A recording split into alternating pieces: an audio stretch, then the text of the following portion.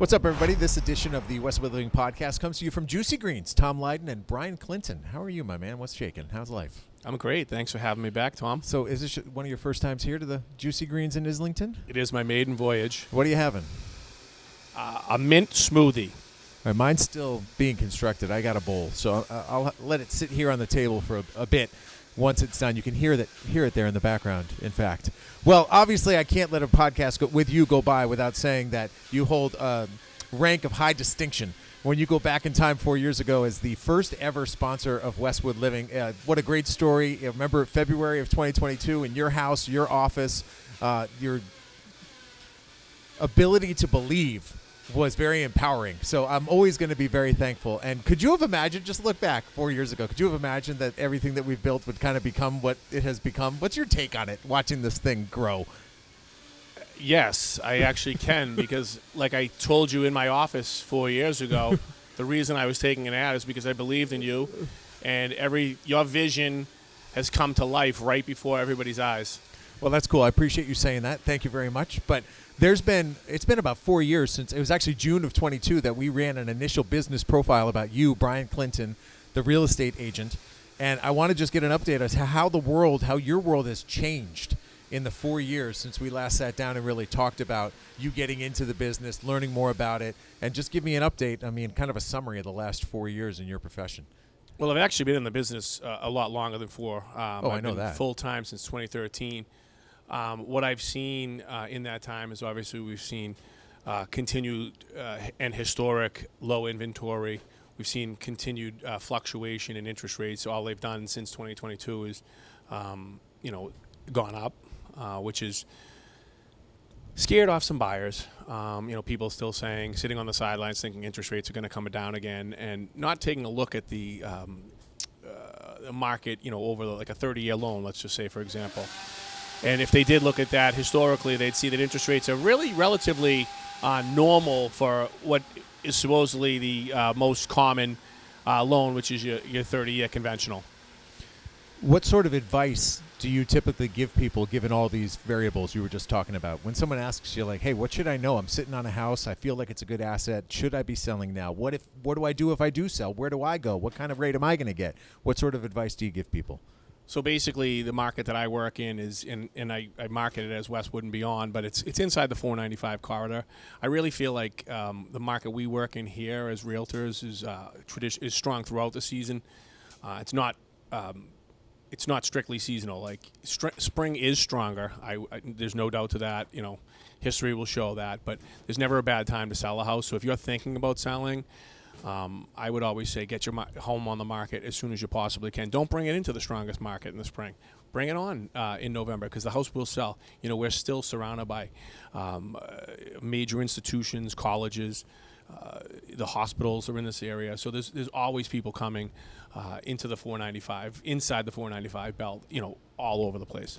One of the things you've always been really strong at is, because you've got the connections from where you grew up, moving people out, right? Moving people who are in the city, whether it be Hyde Park, Jamaica Plain, along those lines, Roslindale, out to the suburbs. Walk me through that dynamic, because that has always been your strong suit based on your connections. Well, I'll give you a great Westwood story. Matter of fact, last fall, I moved a single mother of 2 young boys, a family friend, onto Burgess Avenue here in Westwood. She's very excited. Put the boys into, schools were an issue for her, and she was able to get her children into the Sheehan school, and they're loving it. Right now, at the end of this week, I'll be closing on another property here in Westwood on Dover Road with a client who was formerly a West Roxbury resident. Already in Westwood, but and staying in Westwood, but buying another home. You're pretty busy too, and this goes to the nature of your career change and choice, where you went from the traditional 9 to 5, if not more, given your ties with the political world. But this has allowed you the flexibility you need to really be involved with your very, very busy 3 kids, right? You've got a girl who's in high school, 2 more who are coming up through the system, sports out the wazoo, you're coaching, you're running them around town. Every single time I see you and Jess, you're driving all over the place. So did you have the foresight to know that this profession was the right fit for you, given the flexibility it's given you?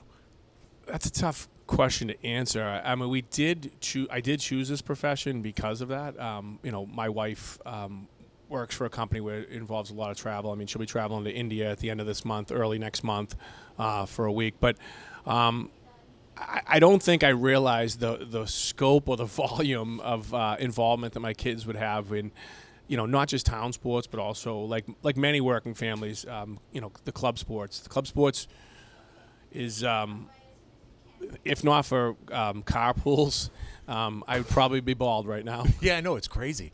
But what's been the experience? Because you do have a daughter who's now in her second year of varsity softball. She also made the varsity basketball team this year. So you're experiencing it at actually many levels, because you've got the varsity experience, you've got the youth experience, the club experience. I want your just basic assessment of what's the difference between all these different levels, and you're now seeing it firsthand. Well, varsity sports has retired me as a volunteer coach in softball and basketball. I finished up my last Metro West travel season this past winter with my son Ryan, sixth grade boys. Quite a fun team. They were, a lot of learning, continuing to go on. It's amazing what you learn as a parent too when you volunteer and coaching, because you start with your first kid and you have all these expectations, but then you see the kids across different levels of sports, and you see that everybody develops at different points, and everybody learns a new skill at a different point. It takes a little bit, different children, a little bit longer to improve or to determine like what sport they want to play. I see a lot of back and forth between sports, and I see kids like leave a sport and then come back to it. But it's just been fun, Again, the varsity sports now, I'm not going to miss one of my daughters, basketball games or softball games. Like when this happened to me, that was the greatest silver lining, that all of a sudden I was able to watch both Dolly and Olivia's games. I had never been able to watch their games, right? So to be able to go to every one, hey, 3:30 on a Tuesday, no problem. I love that. As a parent, everybody tells you how quick it's going to be, but I mean, you really start to see the clock ticking when she get, my oldest being a sophomore, Eve. I'm like, oh my God, there's only 2 years left. Yeah. You know what I mean? And then, she's gone, kind of thing. So I mean, I'm very fortunate. I'll have Olivia coming up through the high school next year, and Ryan's gonna, has a couple years left in the middle school. We'll see. I'm excited to see, what happens with his. He loves soccer, and he's enjoying baseball this season, which has been fun to get down to Morrison again and check out the new scoreboards and stuff like that. And I always enjoy being able, especially when there's a doubleheader, when there's a boys game going on and a girls softball game going on behind Roach Brothers. That's the highlight of the week for me. By the way, little plug, tell Ryan that if he wears his uniform in here to Juicy Greens, it's either 50% off or a buy one get one free on the smoothies. Just so you know. I did see that ad. Month of May promotion. I think Westwood Youth Softball sent that ad out, and I believe Little League did as well. It's a pretty smart promotion, It's a considering great where they're located. It's a great promotion. All right, back to what you do for a living. I just want to get your take on what you hear people saying about Westwood, people who view this town from the outside. What's the impression? I mean, people still want to be here. We have phenomenal schools, great neighborhoods, excellent access to transportation, 128, the Mass Pike. So it's definitely a desirable place where people want to be, and they're still close enough to the city. You're about 30 minutes outside the city. So we still see an influx. Like right now, I have a young couple. They're looking, their search area is Westwood and Westwood and Newton. Obviously I'd like to get them over here to Westwood. So, we're showing them what we can, anything that I always got my ear to the rail trying to see what we can find about off market. Can we get into a house before it hits the market? I'm talking to other people in the industry, where we have a lot of very talented realtors, not just at Donahue Real Estate, but in this town. Yeah, you just teed me up to talk about Donahue specifically, because I see I've gotten to know a lot of Donahue real estate agents. You, Mary Ellen, Lisa, Kristen. So I have a personal relationship with a number of you. What is it about that brokerage that brought all of you in there? What's the selling point of Donahue? So we're very, I've been there from the very beginning when I got my license, when I joined a real estate firm. It's just very family oriented, very, it's like a niche independent brokerage. People are working hard. We're all independent employees. We were fortunate to have Kristen Donahue, no relation to the Donahue that owns it, but she joined the company, and she's really hit the ground running. Mary Ellen, who I share my ad with now, she's married to a legacy Westwood family, Brian McDonough and Jamie McDonough. Lisa Iantoska just last week had a closing up on Summer Street. My colleague Denise Cannell has the listing over on Gay Street across from Pine Hill right now. I believe, Kristen will have something coming in the maze shortly. Again, I'm closing on something on Dover Road this Friday. So we're very active in this market, and, I would highly encourage people to, visit the Donahue website. We have all the tools. People sometimes think, they need the big boys. We are the big boys in this market. Yeah, I love it. One thing I can't ask any of you when I sit down talking to real estate agents and realtors is, what do you got available? Because even if you told me by the time this either hits the press or the podcast hits boom, it goes so fast. Is that just because of the general lack of inventory? Things are going to go quick. Low inventory. I was out with a couple of young buyers yesterday. Actually, I was in West Roxbury. They were looking at a multifamily. But there's not much multifamily here in Westwood. So if you're looking to get started and you want it kind of an investment angle, live in it and also, derive some revenue from it, two families are very difficult here in Westwood to acquire. But I'm curious to see what happens with the new ADU law here in the town of Westwood, not just in Massachusetts. That's some exciting opportunities for seniors to live with their parents to live with their children on the same lot. But there's a lot of exciting things about Westwood that buyers have to look forward to. And again, we have a robust, not just schools, but we have a robust athletic program. Look at the hockey program, the lacrosse program, softball program, the baseball program, here in town. And I didn't want to leave anybody out, soccer, Just rattle them off. There's more than 20. It's unbelievable. I left out basketball. Basketball's on the up, so.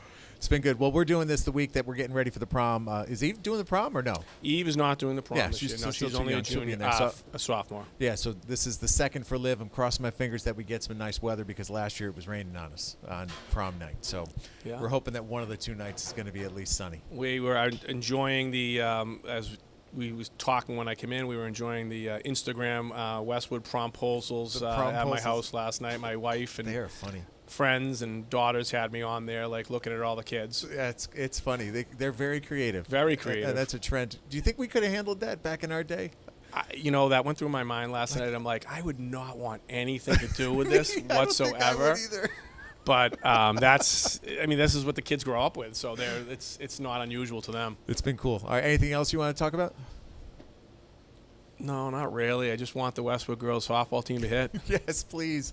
Let's get some wins. Let's start stacking up some W's. And if you are listening to this, listen, no matter what their record is, it's going to be a great night on May 13th over here at Morrison across the street.